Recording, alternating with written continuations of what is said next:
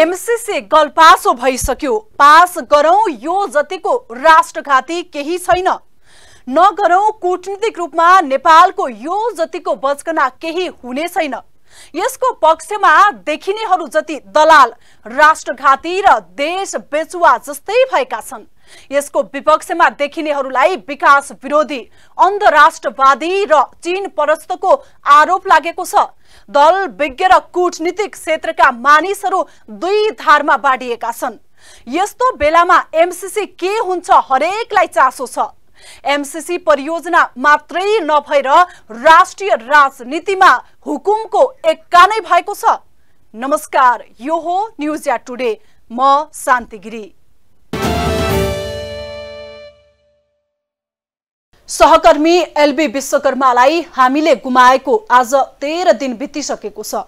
उपचारका क्रममा गत माघ 6 गते बिहान पाटन अस्पतालमा निधन भएका बिकको आज 13औं दिनको संस्कार सकिएको छ। टिभी टुडे एचडी टेलिभिजनले बिकको निधन प्रति दुःख व्यक्त गर्दै 1 लाख बिकको श्रीमती निर्मला बिकको नाममा रहेको नविल बैंकको खातामा जम्मा गरिदिएको छ। हिजो जस्तै लाग्छ टिभी टुडे एचडीमा स्वर्गीय एलबी विश्वकर्मासँग सहयात्रा गरेको, तर सहयात्राका पाइलाहरू टुङ्गिएको पत्तै भएन। अपत्यारिलो तौरले सहकर्मी स्वर्गीय विश्वकर्माले हामी सबैको साथ छोडेर गएको मंगलबार 13 दिन पुगेछ। यस बीचमा सहकर्मी गुमाउँदाको पीडाले मन भतभती पोलिरहेको छ। विज्ञान प्रविधिको जमाना छ, विश्व क्यासलेस प्रविधिको अभ्यासमा छ। हामीसँग जति बेला पनि साथमा क्यास पैसा नहुन सक्छ। त्यस्तै भयो सहकर्मी स्वर्गीय एलबी विश्वकर्मालाई पनि। साथमा अपुग रकम रहेछ। पैसा खोज्न तर्फ नलागी ज्यान बचाउन अस्पताल लग्ने तर्फ लाग्दा उपचारका लागि केही थोरै मात्र रकम पुगेन। उपचार खर्च 4100 मात्र निस्कियो। उपचार गराइदिनुहोस्, बाँकी अपुग पैसा पछि दिन्छौ भनेर हार गुहार गर्दा पनि अस्पताललाई अलिकति पनि दया माया लागेन। अस्पतालको प्राथमिकतामा स्वास्थ्य भन्दा पनि पैसा पर्यो। अस्पताल आफ्नो ढिपीबाट टसको मस भएन, जसकारण सहकर्मी विश्वकर्माले मृत्यु वरण गर्नु पर्यो। हुन त अस्पतालमा दैनिक यस्ता घटना धेरै हुने भएर अस्पताललाई यो सामान्य लाग्यो होला। अनि नागरिक मृत्युको मुखमा छटपटाइरहँदा पनि उसले पैसाको राजनीति गर्न छाडेन। मृत्युको मुखमा पुगेर छटपटाइरहेको व्यक्तिको स्वास्थ्यमाथि अस्पतालको व्यापारले हामीले अल्पायुमै सहकर्मी गुमाउनु पर्यो। देशले एक हुनहार पत्रकार गुमायो। यस विषय अझै चर्चामै छ। पत्रकार विश्वकर्माको न्यायको माग गर्दै श्रमजीवी पत्रकार तथा विभिन्न संघ संस्थाले अस्पतालमै धरना तथा विभिन्न आन्दोलनका कार्यक्रम गर्दै आएका छन्। नेपाल पत्रकार महासंघले छानबिन समिति नै बनाएर गरेको अध्ययनमा अस्पतालको लापरवाही भएको पुष्टि भएको छ। घटनाको अनुसन्धान गर्न समितिले गठन गरेको एक समितिले पत्रकार एलबी विश्वकर्माको मृत्युको प्रमुख कारण अस्पताल नै भएको निष्कर्ष निकालेको छ। कुनै न कुनै रूपमा यो घटना आइसकेपछि अस्पतालको दायित्व के हो त? अब नागरिकको अस्पतालले पनि त यो विषयमा त पहिला बिरामी हस्पिटलमा आइसकेपछि उसको उपचारको पहिलो प्राथमिकता हुनुपर्ने होला नि त। त्यसपछि अनि अन्य सेवा सुविधा उसले चाहिँ अस्पतालले लिने पैसाका कुराहरू त्यसपछि आउला। एउटा अध्ययन टोली चाहिँ बनाउनु भएको छ। त्यो अध्ययन टोली 3 दिनको म्याद राखेर हामीसँगै छलफलका आधारमा त्यहाँ अध्ययन टोली बनेको। 4 सदस्यीय अध्ययन टोली उहाँहरूले पनि बनाउनु भएको छ। 3 दिनभित्र हामीले यो प्रतिवेदन तयार पारेर गर्छौँ भन्नुभएको छ। तर त्यो उहाँहरूले कस्तो खालको प्रतिवेदन तयार पार्नु भएको छ, त्यो 3 दिनमा काम सक्नुभयो सक्नु भएन भन्ने कुरो चाहिँ हामीलाई जानकारी गराउनु भएको छैन। तर उहाँहरूले अध्ययन गर्न भनेर एउटा टोली त बनाउनु भएको छ। तर यतिको टोलीसँग र यो टोलीले दिने निष्कर्षसँग चाहिँ हामीलाई काहीँ न काहीँ शङ्का छ। पहिला उहाँहरूको प्रतिवेदन कसरी आउँछ? नेपाल सरकार समेतको स्वामित्वमा सञ्चालित उक्त अस्पताल प्रशासन सेवाग्राही मैत्री नहुनुको परिणामले पत्रकार विश्वकर्माको निधन भएको अध्ययन समितिद्वारा जारी विज्ञप्तिमा भनिएको छ। महासंघले अग्रपंक्तिमा रहेर खटिरहेका पत्रकार स्वास्थ्य उपचारका लागि विशेष व्यवस्था गर्न सरकारसँग माग पनि गरेको छ। एलबी विश्वकर्मा मृत्यु प्रकरणको निष्पक्ष छानबिन गरी दोषीलाई कारबाहीको दायरामा ल्याउनु अस्पतालको जिम्मेवारी र कर्तव्य हुने समितिले उल्लेख गरेको छ। सञ्चार प्रतिष्ठानलाई योगदानमा आधारित सामाजिक सुरक्षा कोषमा आफ्ना कर्मचारी पत्रकारलाई समाहित गर्न, न्यूनतम पारिश्रमिक लागू गर्न, समयानुकूल पारिश्रमिक पुनरावलोकन गर्न र श्रमजीवी पत्रकार ऐनले व्यवस्था गरे अनुसार सेवा सुविधाको ग्यारेन्टी गर्न, कार्यस्थललाई स्वास्थ्य मैत्री बनाउन महासंघले सुझाव समेत दिएको छ। स्वर्गीय पत्रकार विश्वकर्माको परिवारलाई तत्काल राहत स्वरूप पत्रकार महासंघले 50,000 रुपैयाँ उपलब्ध गराउने निर्णय पनि गरेको छ। भविष्यमा पर्न आउने समस्याका लागि थप योगदान र सक्रियताका लागि प्रतिबद्ध रहेको विज्ञप्तिमा भनिएको छ। 3 दिन भन्नुभएको छ, तर 10 दिनभित्र चाहिँ हामी कुनै न कुनै प्रतिवेदन लिएर आउँछौँ, सार्वजनिक गर्छौँ भन्नुभएको छ। हामी उहाँहरूले भनेको त्यो 10 दिन त पुगेकै अवस्थामा हो। तर महासंघले अस्ति हामीले प्रतिवेदन सार्वजनिक गरिरहँदाखेरि पनि यो विषयमा चाहिँ एउटा निष्पक्ष छानबिन समिति नै गठन गर्नुपर्छ भनेर भनिसकेको छ। जस्तो अस्पताललाई हामीले मुख्य अस्पतालको दोषी छ हामीले भनेर किटान गरेका छौँ। यो भइसकेपछि यो प्रकरणमा चाहिँ निष्पक्ष छानबिन गरी दोषीलाई कारबाहीको दायरामा ल्याउनुपर्छ। यसमा चाहिँ अस्पतालहरूको पनि यो जिम्मेवारी र कर्तव्य हुन्छ भनेर महासंघले ठहर गरेर त्यो खालको निष्पक्ष छानबिन गर्न चाहिँ आग्रह गरिसकेकै अवस्था छ। यस्तै श्रमजीवी पत्रकार संघले पनि स्वर्गीय पत्रकार विश्वकर्माको निधनको सत्य तथ्य छानबिन गरी दोषीलाई कारबाहीको माग गर्दै विरोध प्रदर्शन गरिरहेको छ। दिन प्रतिदिन अस्पताल प्रशासनलाई झकझक्याइरहेको छ। संघले विरोधदेखि 1 घण्टे धरना कार्यक्रम समेत गरिसकेको छ। विभिन्न 5 बुँदे माग गर्दै दैनिक अस्पताल प्राङ्गणमा धरना दिन सुरु गरेको छ। संघले पत्रकारलाई देशभरका सरकारी अस्पतालमा निशुल्क उपचारको व्यवस्थाको माग लगायतका विभिन्न 5 बुँदे माग राखेर धरना सुरु गरेको छ। संघले नेपाल मेडिकल काउन्सिल संघको संयोजकत्वमा छानबिन समिति गठन गर्न पनि दबाब दिएको छ। नेपाल मेडिकल काउन्सिलले हामीले पत्राचार गरेपछि अनि हामी उहाँहरूसँग पनि भेट्छौँ र सामान्य प्रशासन मन्त्रालयबाट चल्छ त्यो सिभिल हस्पिटल।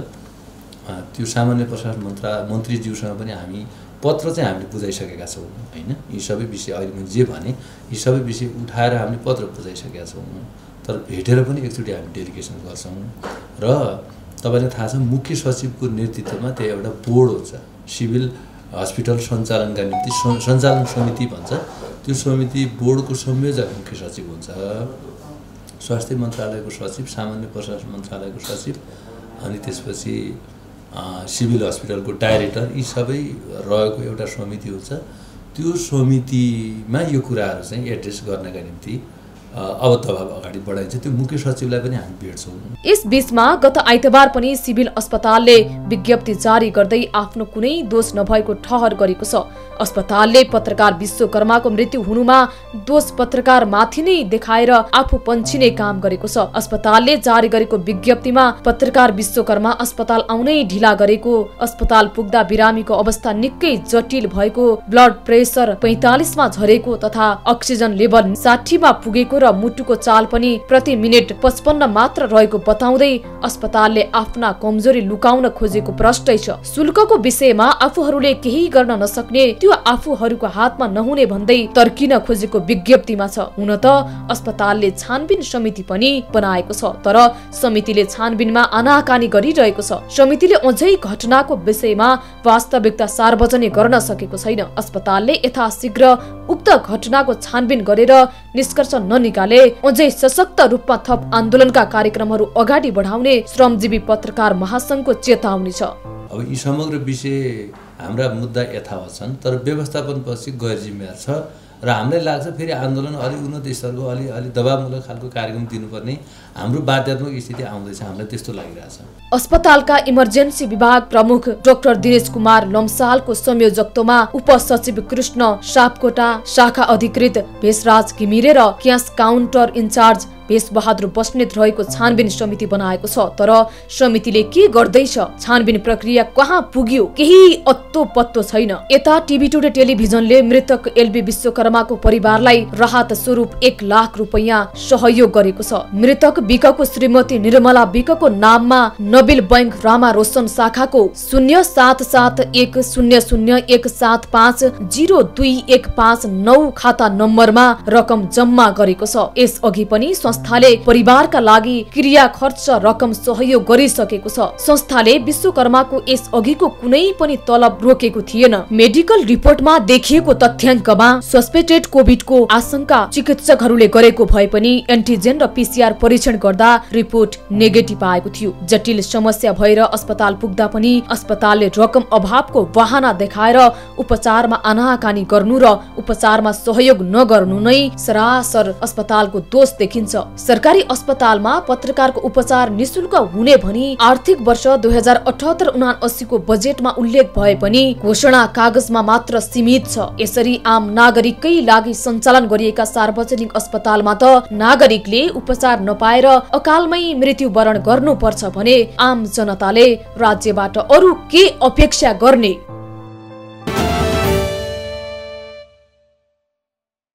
कर्णालीमा केही छैन, छ त केवल भोग छ, रोग छ, शोक मात्रै छ भन्नेहरूलाई यसको जवाब छ। कर्णाली बिस्तारै जुरमुराउँदैछ। प्रकृतिले दिएको अथाह स्रोतको परिचालन र व्यवस्थापन गर्न नसक्दा पछि परेको कर्णालीले पछिल्लो समय शिक्षा, स्वास्थ्य, पूर्वाधारमा लोभ लाग्दो प्रगति गरेको देखिन्छ। संघीयतामा गइसकेपछि कर्णालीको गौरवको आयोजनाको रूपमा रहेको प्रदेश रङ्गशालाले कर्णाली र खेल क्षेत्रमा नयाँ छलाङ मार्दैछ। कर्णाली प्राकृतिक हिसाबले जति सुन्दर छ त्यो भन्दा बढी यहाँ अनेक सम्भावनाहरू छन्। यिनै सम्भावनाहरूको खोजी गर्नु कर्णालीको दायित्व हो। तर सम्भावनाहरू हुँदाहुँदै पनि भौतिक संरचनाको अभाव झेलेको कर्णालीले अबको 2.5 वर्षभित्र खेल जगतमा भौतिक संरचनाको अभाव झेल्नु पर्ने छैन। कर्णाली सरकारले गौरवको आयोजनाको रूपमा लिएको प्रदेश रङ्गशालाको काम पछिल्लो समय यसरी बन्दैछ।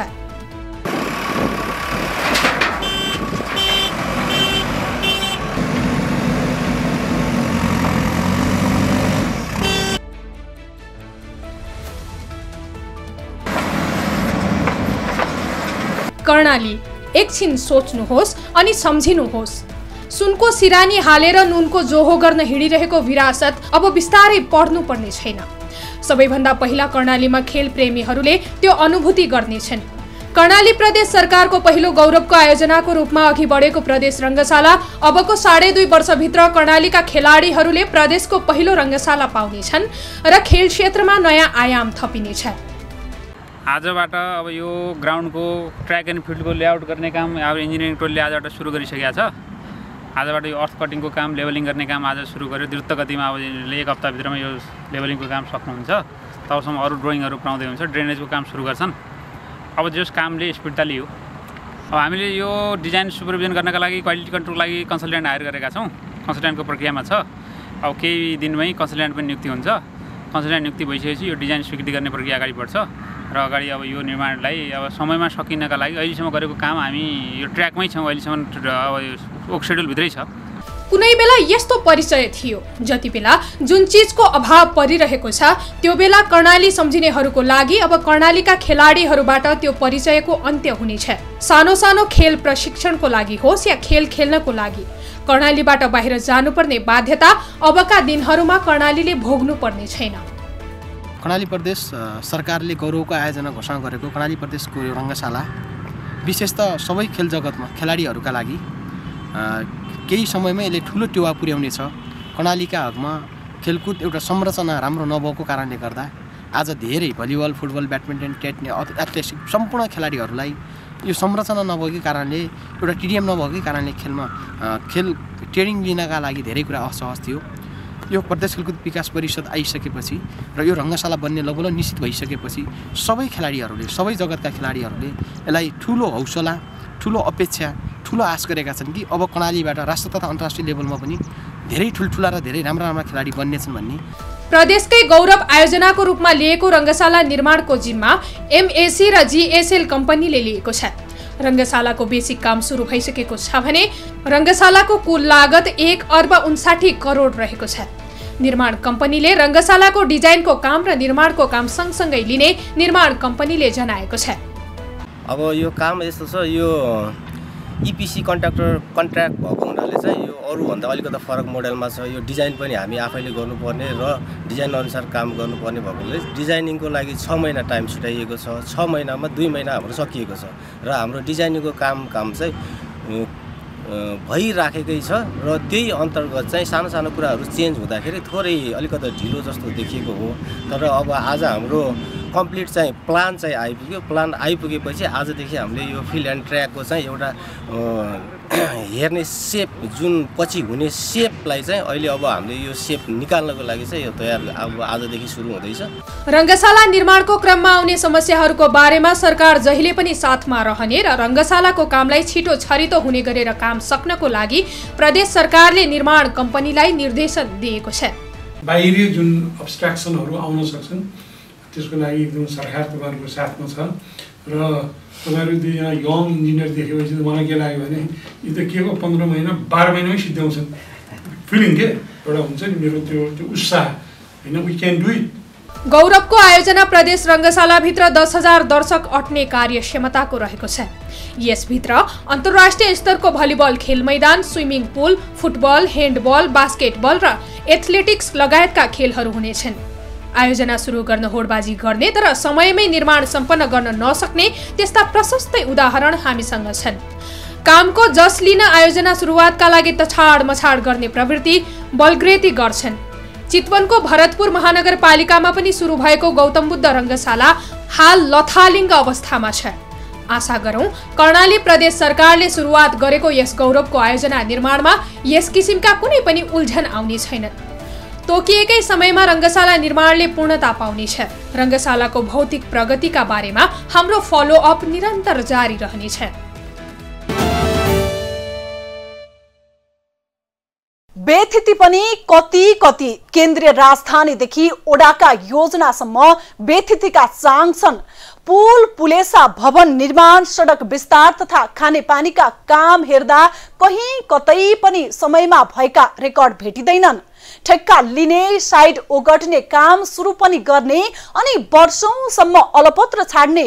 नेपालको विकास शैली यस्तै छ। अहिले 2-4 महिनामा सकिने काम पनि वर्षौं लगाएको अर्को उदाहरण हो खोटाङ र उदयपुर जोड्ने मोटरेबल पुल। खोटाङमा पुल बनाउन सुरु गरिएको 10 वर्ष भयो। 10 वर्षसम्म पनि पुलले पूर्णता पाएको छैन। एउटा पुल 10 वर्षसम्म पनि बनेन भन्दा तपाईको मानसपटलमा कस्ता प्रश्न उब्जिए? निर्माण सामग्री अभावले, कामदारको अभाव वा बजेटको अभाव? यस्तै नि। यस्तो सोच्दै हुनुहुन्छ भने तपाई गलत हुनुहुन्छ। यहाँ त ठेकेदारको लापरवाहीले पुल 10 वर्षसम्म पनि बन्न सकेको छैन। खोटाङ र उदयपुर जोडिने सुनकोशी मोटरेबल पुल 3 वर्ष अगाडि नै चालु भइसक्नु पर्ने थियो। तर ठेकेदारको लापरवाहीका कारण आर्च डिजाइनको उक्त पुल अहिलेसम्म सञ्चालनमा आउन सकेको छैन। इच्छा शक्ति भए 10 वर्षमा विकासको हिसाबले देशको मुहार नै परिवर्तन गर्न सकिन्छ। तर विडम्बना, खोटाङमा 10 वर्षमा पनि एउटा पुल बन्न सकेको छैन। तपाईलाई लाग्न सक्छ पुलको काम अन्तिम चरणमा होला भनेर, तर पुलको काम त अझै आधा पनि सकिएको छैन। भर्खरै पुलको भौतिक प्रगति 40% मात्रै पूरा भएको छ। पुल सञ्चालनमा नआउँदा जिल्लाका नागरिकलाई आवत जावत गर्न तथा दैनिक खाद्यान्न ढुवानी गर्न समेत शास्ति भएको छ। पुलको ठेक्का पार्वती वाइपी जेवीले पाएको थियो। पुलले पूर्णता नपाउँदा नागरिकले पटक पटक शास्ति खेप्दै आएका छन्।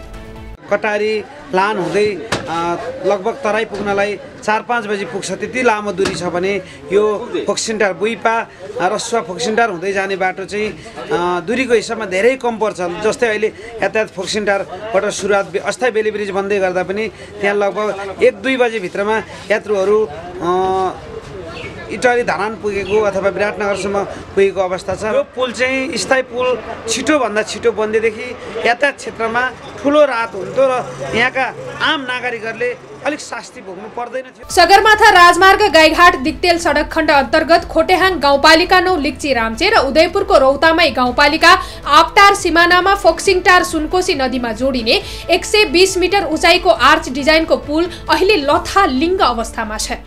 सम्झौता अनुसार निर्माण कम्पनी जेभीले विक्रम सम्वत 2069 चैत्र 23 गते सम्झौता गरेर विक्रम सम्वत 2073 चैत्र 22 गते पुल निर्माण गरिसक्नु पर्ने थियो। तर यसबीचमा म्याद थप गर्ने बाहेक निर्माण कम्पनीले कामको सिन्को भाँच्न सकेन। पहिलो म्याद सकेर जेभीले दोस्रो म्याद क्रमशः विक्रम सम्वत 2075 चैत्र 30 गतेसम्म र तेस्रो म्याद विक्रम सम्वत 2077 पुस 13 गतेसम्म पटक पटक थप गर्दै गयो। तर पुलले अझै पूर्णता पाएको छैन। निर्माण कम्पनीले हाल कोभिडको बहाना देखाउँदै चौथो म्याद थप गरेको छ। सम्झौता अनुसार काम विक्रमसम्म 2078 चैत्र मसान्तसम्म सक्ने सम्झौता भएको छ। तर 10 वर्षसम्म बन्न नसकेको पुल अब 1.5 महिनामा 60% पुरा होला भनेर हामी कसरी विश्वास गर्ने? सडक विभागले पुल निर्माणका लागि 19,60,09,141 रुपैयाँ विनियोजन गरेको छ। तर प्रगति शून्य। निर्माण सुरु गरिएको 9 वर्ष बित्दा भर्खर भौतिक प्रगति 40% र वित्तीय प्रगति 36% मात्रै भएको छ। निर्धारित समयमा योजना पूरा भएन भने महँगी मुद्रास्फीति आदिका कारण लागत बढ्न जान्छ। बढेको लागत ठेकेदारले धान्न नसकेपछि योजना अगाडि बढाउन असजिलो त हुन्छ नै। उता लागत इस्टिमेट भन्दा बढी रकम भुक्तानी गर्न आर्थिक नियमले वर्जित गरेको छ। त्यसो हुँदा उक्त पुल तोकिएको मितिमा पनि सम्पन्न हुने छाटकाट देखिँदैन। नदी वारी र पारी दुवै तर्फका सडक चालु भइसकेको हुँदा 6 वर्ष अगाडिदेखि हिउँदभरि बेली ब्रिज राखेर यातायात सञ्चालन हुँदै आएको छ। नदी घटेको बेला थापेको बेली ब्रिज पानीको सतह बढ्न थालेपछि झिक्ने गरिएको छ। बेली ब्रिज ढुवानी गर्ने, जोड्ने, झिक्ने काममा झन्डै 1 करोड रुपैयाँ जति खर्च हुने गर्दछ। 9 वर्षमा 9 करोड बढी बेली ब्रिजमा खर्च भइसकेको छ भने उता निर्धारित समयमा ठेकेदारले पुल निर्माण नगरिदिँदा निर्माण लागत पनि दोब्बरको हिसाबले बढिसकेको छ। विनियोजित बजेट यस्तै गर्दा सकिने पो हो कि जस्तो देखिन्छ। जिल्लामा तराईसँग जोडिने मूलद्वारको रूपमा रहेको पुल बनाउन स्थानीय प्रशासन, राजनीतिक दल, सरोकार ठेकेदारलाई दबाब नदिँदा ठेकेदारलाई 9 वर्षसम्म आराम मिल्यो। 4 वर्षमा सक्नुपर्ने पुलको काम 9 वर्षमा भौतिक प्रगति 40% मात्रै छ। काम त गरेको अवस्था गरिरहेकै छ। हजुरले यतातिरले चाहिँ यताको बासिन्दाहरूलाई सोद्धा नि थाहा भएकै कुरो हामी छोडेर गएको अवस्था होइन, काम गरिरहेकै। तर अनि हाम्रो चाहिँ 4 महिना 5 महिनाभन्दा काम गर्न पाउँदैन सर खोलाले। त्यही पनि अब हामीले त्यो गर्दा पनि आजको तल आज ब्लक र क्लमको तलको भ्याएर हामीले चाहिँ माथि आइसकेको अवस्था हो र अब त काम गर्न सजिलो छ। र अब हामी चाहिँ गाडी छिटै हुन्छ हाम्रो पुल चाहिँ। अब हाम्रो लगभग 1 सालभरिमा हामी फिटिङ गर्छौँ सर। बर्खायाममा खोला बढेर काम गर्न नदिएको कारण काममा ढिलाइ भएको बहानाबाजी ठेकेदारहरूले गर्ने गरेका छन्। यो वर्ष सक्ने भनेर आश्वासन दिन भने ठेकेदारले छाडेका छैनन्। सम्बन्धित निकाय सरोकारवाला यो पुलको विषयमा कोही बोल्नेवाला छैनन्। नागरिक सामु नेताले आश्वासन देखाए पनि कोही राजनीतिक दल सरोकारवालाहरूले आवाज निकालेको देखिँदैन।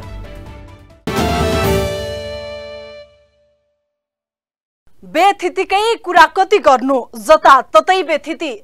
आफू केही उपाय सुझाउन नसक्ने सरकारले जनताको आँटमा साथ दिन त सक्ला नि।